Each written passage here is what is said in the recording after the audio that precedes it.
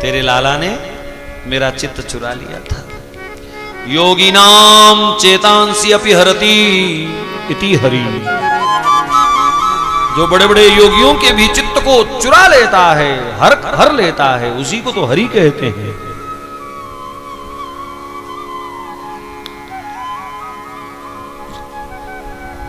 इस दुनिया में सबसे बड़े चोर भगवान हैं।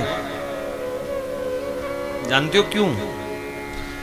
क्योंकि आज तक जो वस्तु बड़े से बड़े चंबल के डाकू न लूट सके, वो वस्तु भी लूटी तो केवल ठाकुर जी ने लूटी। कौन सी वस्तु? जीव के पाप। है कोई दुनिया में ऐसा चोर जो किसी के पाप चुरा सके? क्यों ना उसकी कृपा पर बली जाए। पाप चुराता है ठाकुर हमारा, इसलिए चोर अग्रगण्यम, चोर अग्रगण्यम। उन्होंने अगर हमारे पाप ना चुराए होते तो आज इस धाम पे हम कैसे बैठे होते। आचार्यों की शरण में कैसे ये जीवन आता। ये कन्हैया की कृपा है कि उसने जन्म जन्म के अर्जित पाप चुरा करके हमें संतों का कृपा पात्र बनाया। करके कसूर माफ मेरे जन्म जन्म के,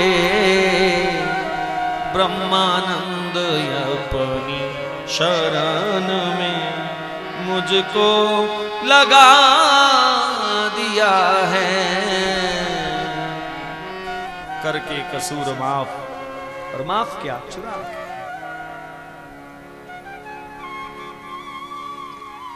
तो भगवान माखन चोर वो तो एक अलग प्रसंग। माखन की चोरी तो प्रभु ने की ही नहीं।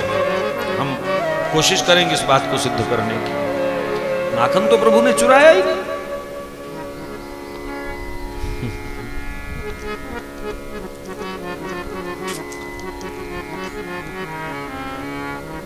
नरसिंह ने जिस समय द्वारिका में संतों की हुंडी तार दी ना, तो संतों ने कहा सामल शाह से, भगवानी सामल शाह बन के आए, ये सब इतिहास आप जानते हैं। तो कहा कोई संदेश देना है नरसिंह सेठ को। तो सामल जी क्या संदेश देते हैं? कहा हाँ, हाथ जोड़ करके हमारा संदेश दे दीजो कि एक बहुत बड़े कलंक से आपने हमें उबार लिया। बहुत बड़े कलंक से आपने हमें उबार लिया। हजारों वर्षों से लोग हमको चोर चोर चोर चोर कहते आ रहे थे। आज नरसिंह तूने चोर को सेठ बना दिया। भाव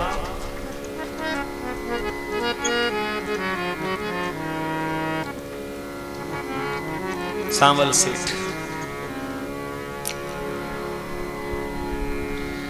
तो गर्गाचार्य जी महाराज कहते हैं, देवी तेरे लाला ने मेरा चित्त आकर्षित कर लिया था। इनमें आकर्षण की विशेष कला है, इसलिए आकर्षयति इति कृष्ण।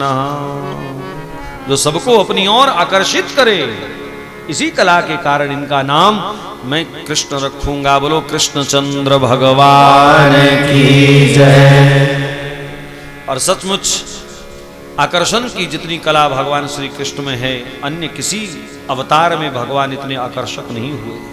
राम रूप में उन्होंने खूब आकर्षण किया, लेकिन जिस सफलता तक, जहां विस्तार भगवान श्री कृष्ण ने जो किया, और किसी अवतार में प्रभु ने इतना आकर्षण रूप नहीं दिखाया, आकर्षक रूप।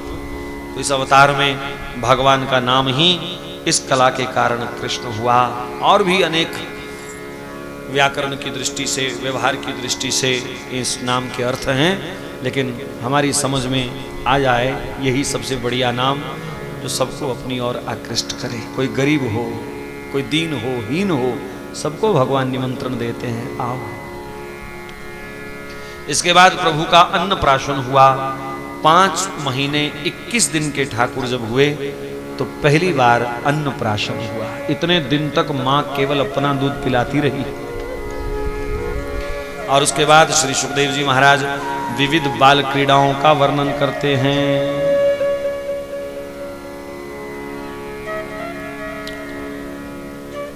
कुछ ही दिनों में दोनों भैया घुटनों के बल चल करके आंगन में खेलने लगे। नन्हे नन्हे पदों से घिसटते तो उनकी कटी किंकनी रुंझुन करने लगती, और रुंझुन की मधुर ध्वनि से माताओं को तो बड़ा सुख होता। मुख पर वस्त्र रख करके दोनों हंसती। कभी कभी कीचड़ और गोबर से सने हुए अपने दोनों कुमारों को माताएं उठा करके हृदय से लगा लेती। नीलमणि सबका है, सब उसके समीप आते हैं। ब्रज गोप गोपियों को ही नहीं, वृंदावन के पशु पक्षियों को भी भगवान ने आकृष्ट कर लिया है। जैसे ही आंगन में भगवान पधारते हैं, मयूर, गिलहरी, मोर, पपीहा, कबूतर, शुक, सारिका, ये सब एकत्रित हो जाते हैं झुंड के झुंड। और फिर तो बंदर भी आने लगे। दोनों माताएं आपस में चर्चा करती हैं। लाला सुन ना ले, इस ढंग से बोलती हैं मुंह पे हाथ रख के, हरी हरी बहन देख रही है, ये बंदर जान ले ले अगर कोई इसकी पूंछ को हाथ लगाए। लेकिन लाला पूंछ पकड़ते हैं तो कुछ नहीं कहता ये। कभी भूल के भी बंदर की पूंछ को हाथ मत लगाना, कभी के ममता पूंछ पर खा जाता है। लेकिन लाला जब हाथ लगाते हैं तो बंदर कुछ नहीं कहते जी, कुछ नहीं कहते, मस्ती से आनंद लेते हैं। घर में पक्षियों को आए हुए देख करके माँ थाल भरती है, दाना इत्यादि लेती है, बाजरा, चना, जो भी, गेहूं, और एक कोने में खड़ी होकर के आओ आओ आओ ऐसा बोलती है। एक भी पक्षी दाना खाने नहीं जाता जी। माँ जब बार बार आओ आओ आओ करती है, क्या हो गया इनको, आते ही नहीं है, पक्षी दाना देख के भागता है। तो पक्षी गर्दन हिला करके माँ को ऐसे देखते हैं, मानो कह रहे हो माँ हम तेरा दाना खाने नहीं आए, हम तो कान्हा देखने आए हैं, तेरा कान्हा देखने आए हैं। धन्य है वृंदावन के ये पक्षी जो दाने की परवाह ना करके कान्हा की परवाह कर रहे हैं। वरना देखा गया अक्सर दाने की चिंता में लोग कान्हा छोड़ बैठे। ठुमक चलत नंद लाल, ठुमक चलत नंद लाल, ठुमक ठुमक ठुमक ठुमक ठुमक ठुमक चलत नंद लाल, बाजत पैजनिया, ठुमक चलत नंद लाल, ठुमक। कैसे चल रहे हैं ठाकुर? ठुमक ठुमक, मेंढक की तरह।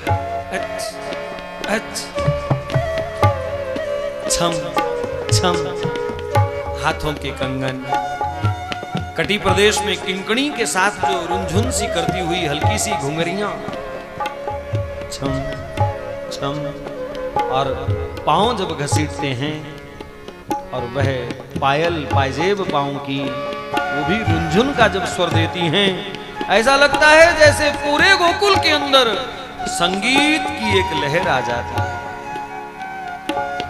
और फिर पानी के बीच बैठ करके थप थप थप थप करना, रुंझुन रुंझुन स्वर देना, पानी से अपने आप को, कीचड़ से अपने आप को भर लेना।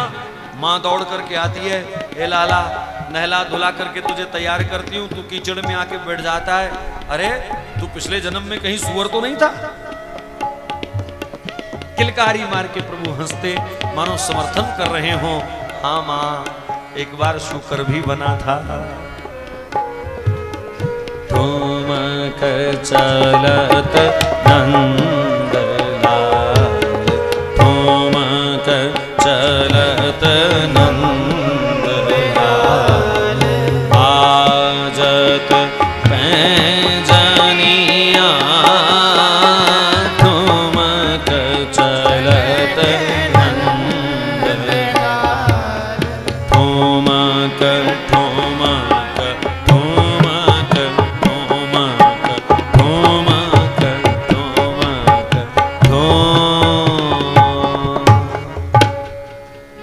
प्रकार पूरे ब्रज में आनंद छाया हुआ है।